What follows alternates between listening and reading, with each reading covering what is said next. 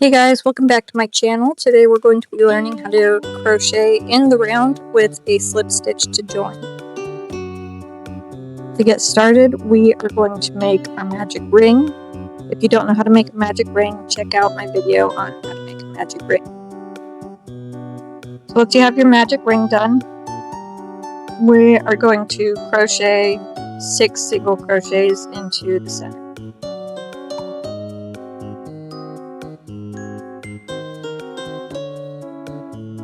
Once you have your 6 single crochets, we are going to pull that string tight.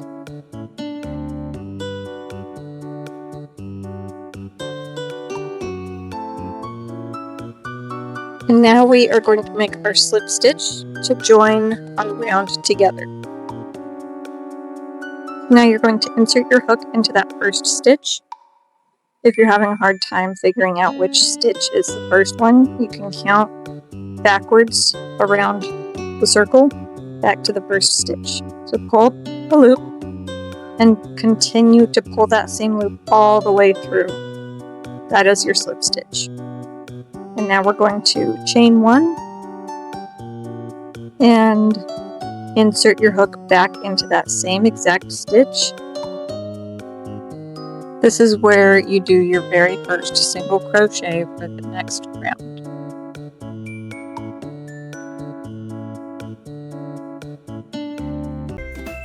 Hey, real quick, if you haven't already, please take a minute to subscribe to my channel. Also, if you'd like to use some of the same items I'm using, check out the links below. So for this round, I am doing all increases. Since we have 6 single crochet in the first round, in this second round, we will have 12. I will meet you at the end of this round.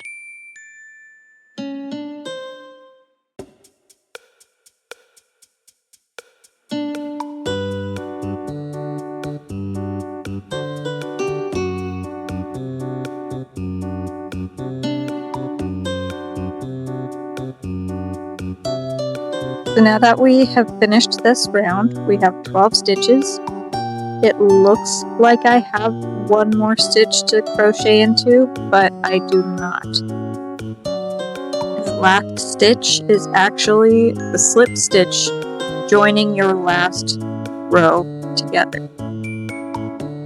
So we're going to skip that one. And then we're going to skip the chain that we made at the beginning of the last round and go into that next stitch. So it looks like you're jumping to the third stitch, but it's really the first, and then you'll slip stitch there. And then I'm going to do something different for this round.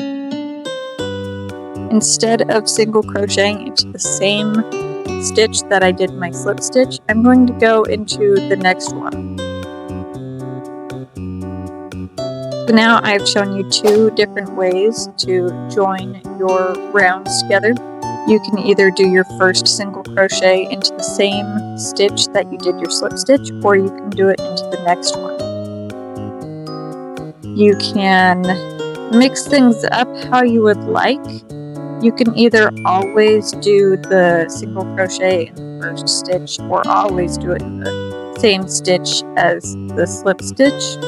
Or you can go back and forth and do like almost a little zigzag. It's up to you. They do have different effects though.